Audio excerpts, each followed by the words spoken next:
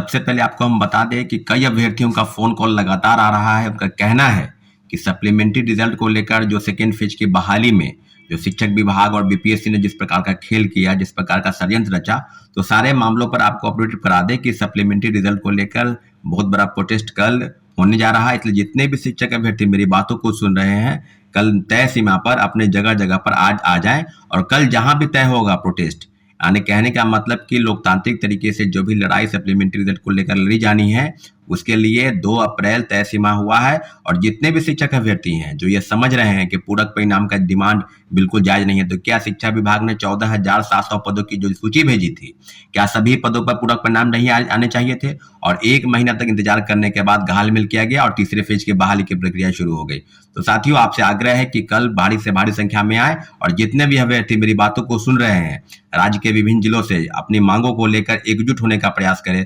Supplementary result पर उनका पूरा अधिकार है। अब रही बात कि कई अभ्यर्थियों का कहना है कि एक तरफ आप बता रहे हैं कि टीआरई 1 से लेकर टीआरई 2 तक फर्जीवाड़ा हो रहा है, वही दूसरी तरफ आप पूरक परिणाम की मांग कर रहे हैं। तो ये अभ्यर्थियों का डिमांड है कि हम सप्लीमेंट्री रिजल्ट को लेकर प्रोटेस्ट कर रहे हैं। मेरा जो बयान है, उस बयान से आप इत्तेफाक रखते हैं या नहीं रखते हैं, लेकिन इतना जरूर है कि टीआरई 1 से लेकर टीआरई 2 तक जो भी फर्जीवाड़ा हुआ, सभी फर्जीवाड़े के तह में अब बीपीएससी और जो जांच की टीम है, यानी आर्थिक अपराध इकाई, बिल्कुल सही दिशा में काम कर रही है। और उसने बीपीएससी के अधिकारियों और कर्मचारियों से लिखित रूप में जो प्रश्न किया है, सबका जवाब उनको देना है तय सीमा पर। और जितनी भी चीजें अब सामने आएंगी, उस सभी विषय पर आपको हम अपडेट करा दें कि आने वाले समय में जो चीजें होंगी, आर्थिक अपराध इकाई की टीम द्वारा जो जांच की जा रही है, सारी चीजें बिल्कुल पानी की तरह साफ हो जाएगी कि आगे मामला क्या है। साथियों, बिंदुवार हम चर्चा करेंगे कि क्या टीआरई 1 में जो 14,700 पदों की, टीआरई 2 में और 4700 पदों की सूची भेजकर 2773 लोगों का रिजल्ट आया।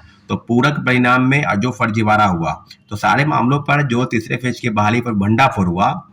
जो आरोपी है, आरोपियों के बयान पर, आरोपियों के कहने पर, जिस तरह पहले विशाल चौरसिया हो, उसके बाद विजेंद्र गुप्ता ने सारे बयान दिए हैं कि टीआरई 1 से लेकर टीआरई 2 तक हूबहू प्रश्न पत्र मुहैया कराया गया। अब सारी चीजें बिल्कुल अब सामने आ रही है। अब बताइए, पटना के 90 फीट में एक सेंटर बनाया गया था जहां से लोगों को परीक्षा केंद्र में पहुंचाने की, प्रश्न पत्र मुहैया कराने की और कई चीजों की जानकारी वहां से सामने आ गई है कि आर्थिक अपराध इकाई ने बिल्कुल, अब उत्तर प्रदेश से इसके लिंक आ रहे हैं। उत्तर प्रदेश के कई सेटिंग गेटिंग के तहत कई शिक्षा माफियाओं और जो सरगनाओं हैं, शिक्षा के सरगना, उनके साथ उनकी बातचीत हो रही है। तो इस मामले में क्या उत्तर प्रदेश के तमाम जिलों में, चाहे तमाम शहरों में, जैसे कि आपको बता दें कि बनारस हो, लखनऊ हो, कानपुर हो, इलाहाबाद हो, गोरखपुर हो, आदि सब जगहों पर छापेमारी चल रही है। और हजारीबाग से जो गिरफ्तारी हुई, उसमें महिलाओं को तो बेल मिल गया है, परंतु लगभग 300 के आसपास की जो गिरफ्तारी हुई थी, उसमें सारे शिक्षक अभ्यर्थियों का मैं बार-बार बीपीएससी से आग्रह कर रहा हूं कि आप पूरा डाटा, पूरा नाम पता उसके जाहिर करें